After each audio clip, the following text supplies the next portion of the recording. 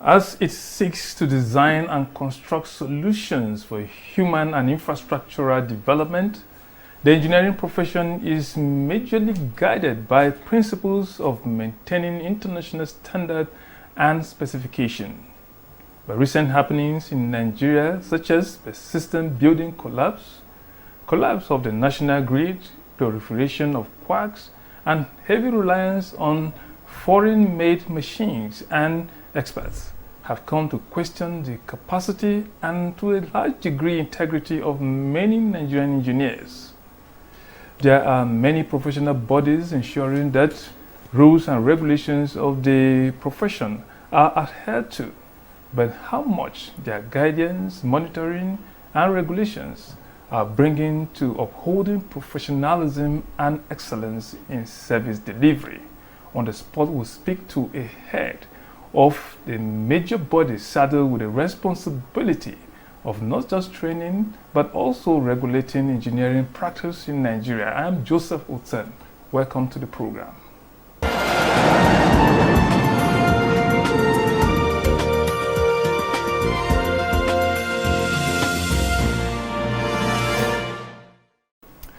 Now, my guest is an academic and an administrator who has established a niche for himself in and outside Nigeria.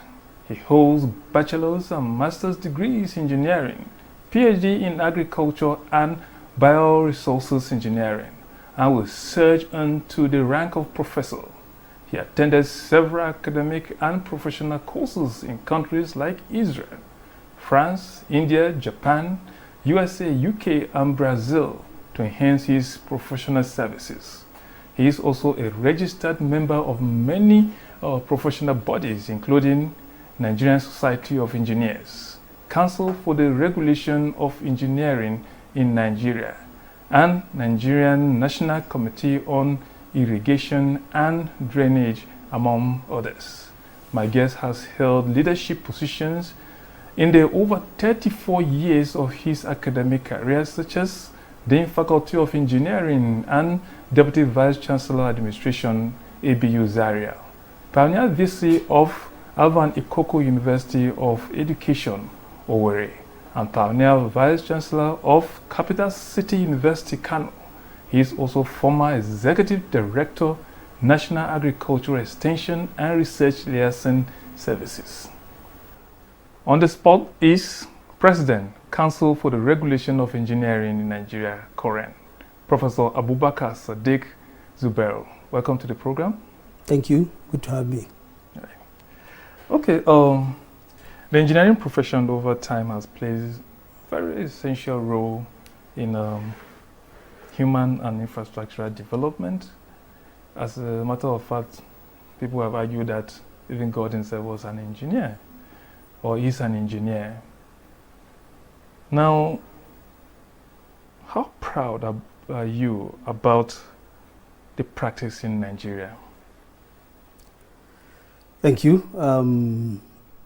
Well, I believe engineering profession doesn't need much promotion from the perspective of knowing how Nigeria started even within the last 60 years.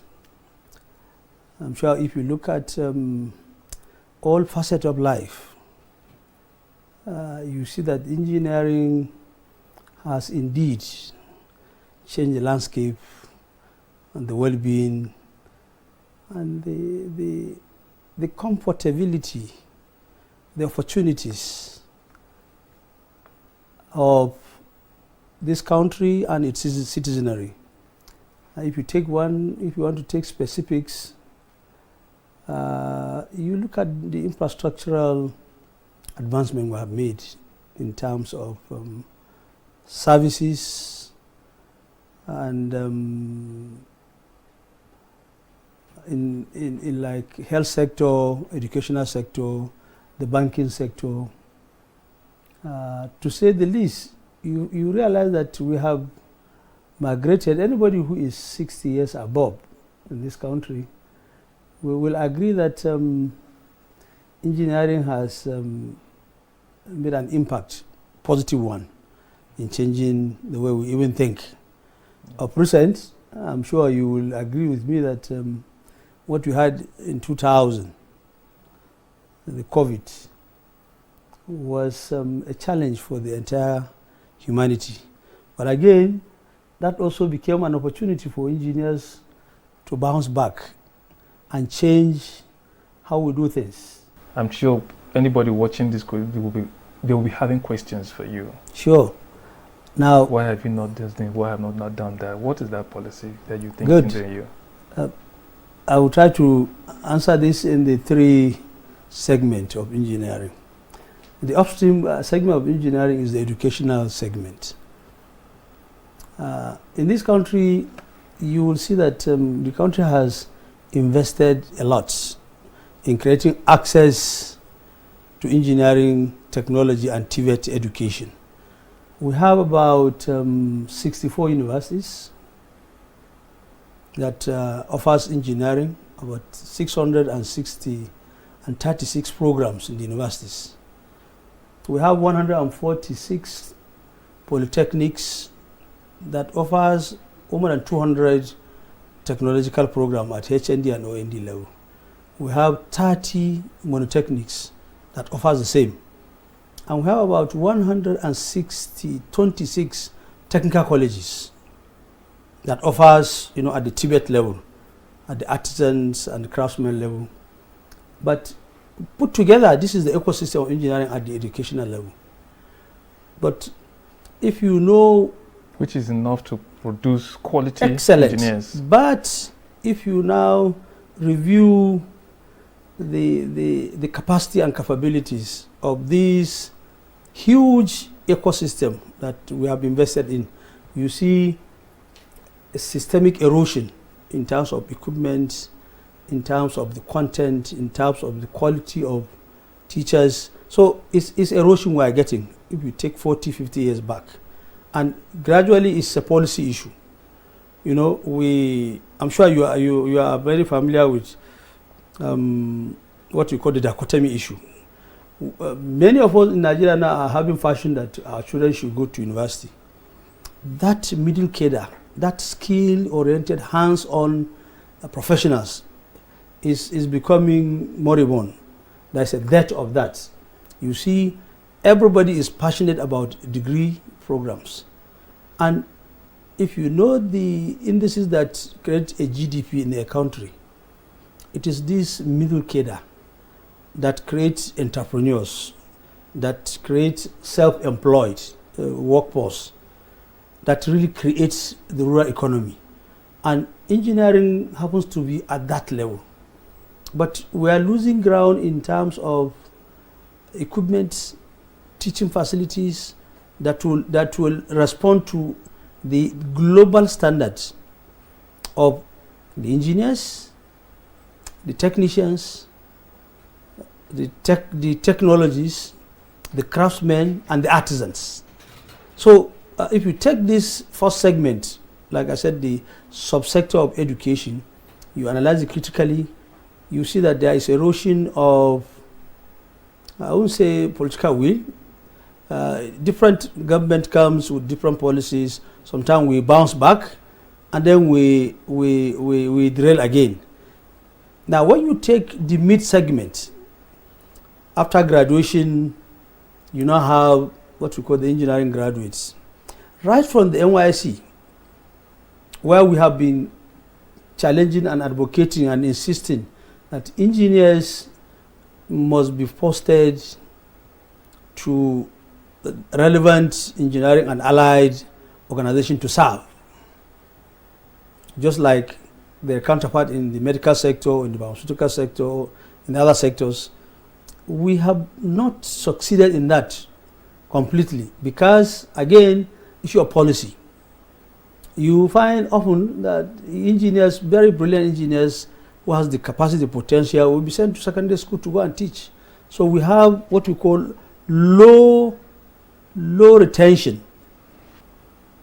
Designing local products that we use, simple tools that we can use to solve one or two problems perhaps if we have been doing that consistently, most of the institutions you mentioned, so many of them, if they come up with these things, Nigerians will have more confidence in what the Nigerian engineers are doing. Government will have more confidence in what they are doing and invest more in it. What's your take on that? Yeah, it's the same issue. I'm sure if you cast your mind back, we have very popular organizations like the Machine Tools in Oshodi and Co. We've been doing this in the 70s and in the 80s. A lot of our equipment in the industry, in the educational sector, in the health sector, all the services sectors were developed, were designed and manufactured in Nigeria. And that was what even informed, our quest of having the Ajakuta Steel Complex, to be able to have the backbone of the technology, the revolution. But gradually, the policy again, it changes. We became import promotion country rather than export promotion country. So we begin to now have a lot of importation of these tools, substandard coming from other countries like China and India. And so our industries that were designed, that were flourishing then, started packing up because they can't compete. We have opened our borders for us and we're importing. And so I want to argue that you should separate the capabilities and the competence and the capacity of the engineers, from the inability of the country to protect our innovative system, to promote, indigenization of our capacity to produce what we require, to also promote, competition so that we'll be able to begin to export. I'll give you a good example. In the early 60s, late 60s, early 70s, Nigeria started producing this motorcycle called Vespa. Vespa, yeah. At the same day, the factories were established the same day and launched the same day with India. We lost ours. But it is that same company that grew into Tata that has this automotive capacity now in the world. The policy is one key factor that affects, the engineers to express their capacity and to show more, to deliver more impactful projects within the system for the last, God knows, decades. Okay, we'll just take a break now. We'll come back and then we'll now discuss some of these challenges that you've been talking about. Okay, stay with us as we take this break.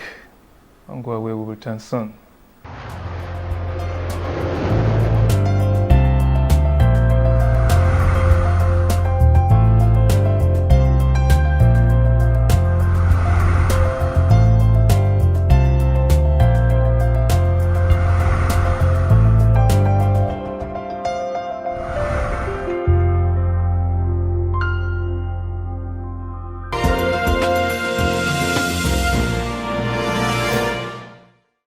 Now, welcome back to On the Spot with President, Council for the Regulation of Engineering in Nigeria, Professor Abubakar Sadiq Zubair.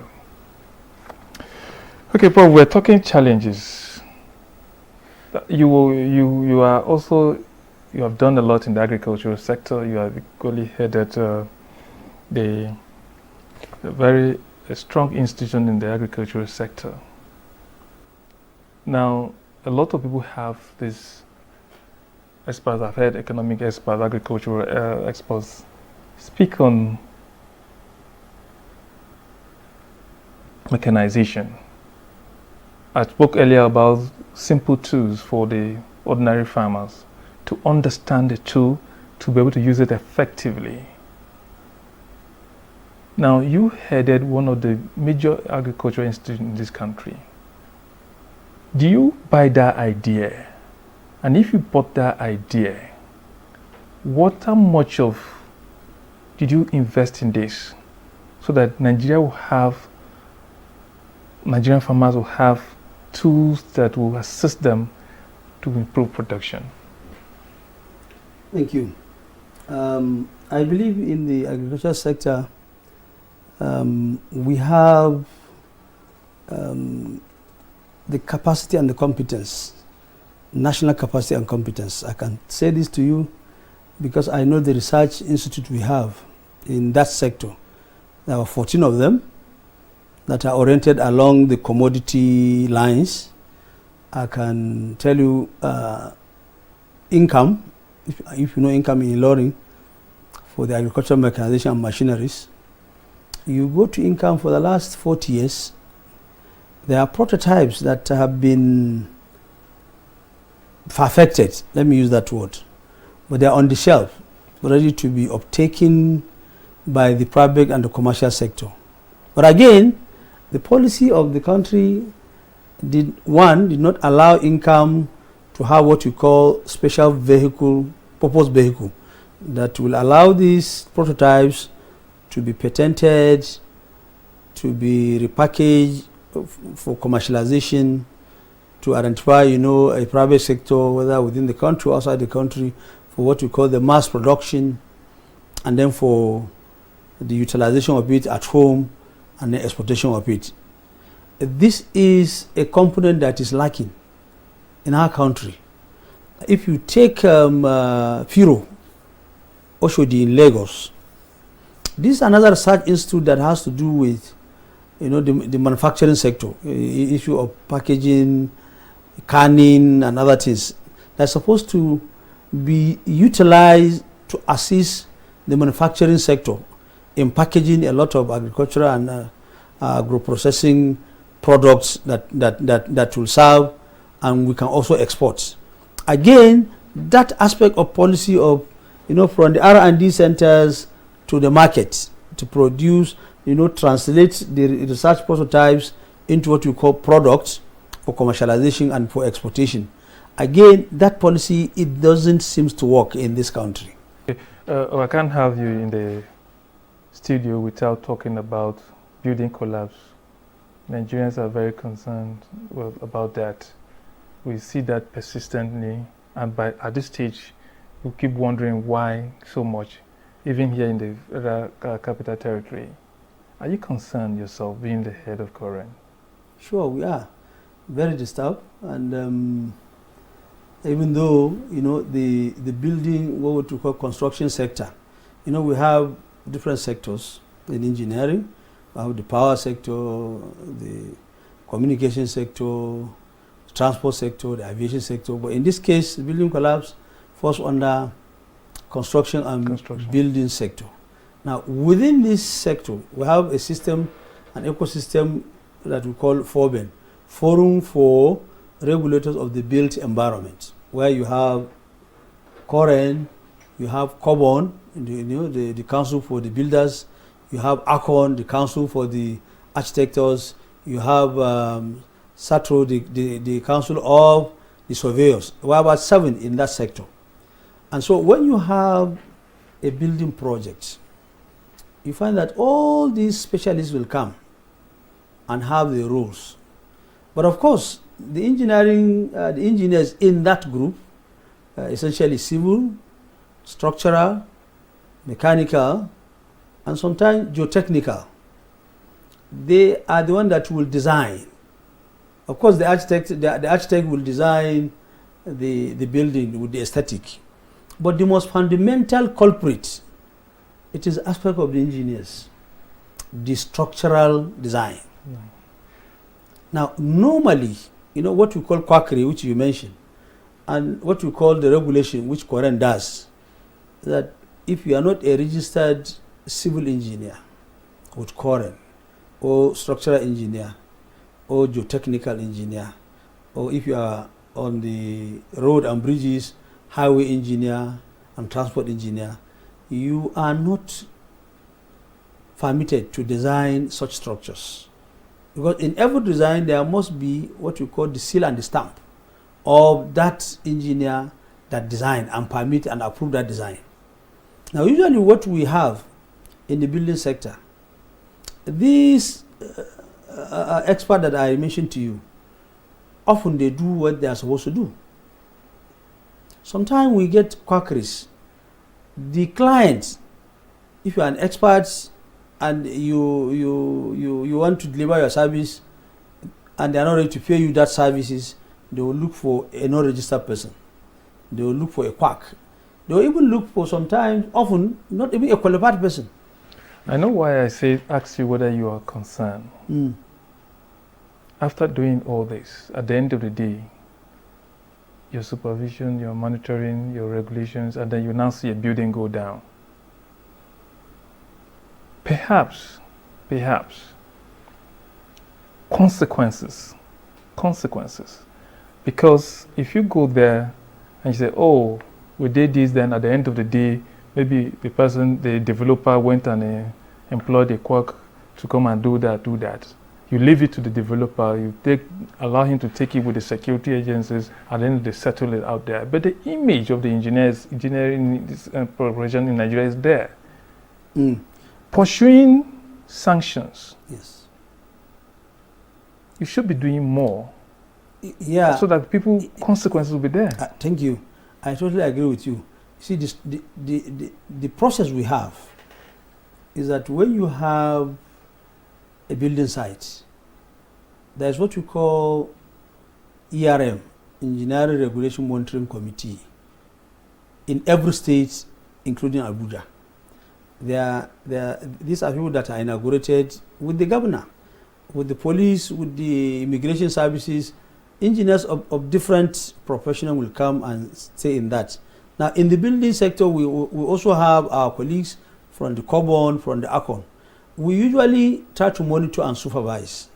Now, we have our protocol. When we see a building coming up, and we go with our checklist and we check, and we see there are non-compliance, there are deviations in what we normally do. First, we have what we call stop work order. You will formally stop the work, that work should stop. You go the second time, you see the work continues, you escalate it to what you call the development department.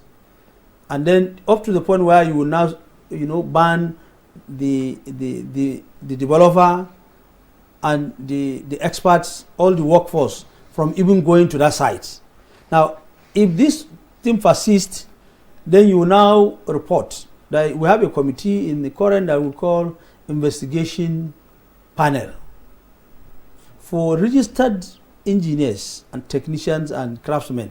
When they err in this regard, we investigate them, and then we have what we call engineering tribunal.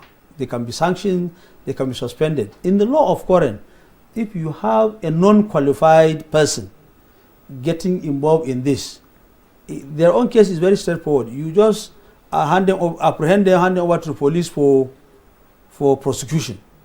Now, these are things that we often do, but the Nigerian psyche. I'm a developer. It is my property. It is my my risk. I'm going to look for a quack. Employ a quack. I'm going to buy my way with the development department to approve a design that they know. And often you will have a good design that is supposed to be only one floor, but then the developer will suddenly change his mind to make it 5-7 floors. Once we see that, we will again go and have a stop work order, and we'll report to the development office. But then enforcement. So one of the things that we have been advocating, we have been requesting, is that the law has permitted us to go and seek the intervention of the IG of the police or the police state commissioner, and the law enforcement agencies to come and assist us to enforce. Okay. Now, often we have difficulties in doing that. When you go to the police, they'll tell you they can't go anywhere. They need the vehicle has to be fueled. So this issue that I'm sure we are very familiar with. Of course. Always create us hindrances in terms of, like you say, applying sanctions, enforcing our standards and regulations. And you know, and these are common things. Sometimes, you know, the developer will even look for the current inspectors, you know, to try to scare them. Sometimes there are cases that our colleagues, you know, are even, you know, their life is being threatened, you know, because they are trying to execute, you know, this particular aspect you are mentioning. The developers, the owners, the client don't take it kindly. Okay, because of time, we'll have to stop here. Thank you so much, President of Koren, Professor Abubakar Sadiq Zubair, for being on the spot. It's my pleasure, and thank you so much also. And to you out there, thank you too for watching. I'll see you next time. Goodbye.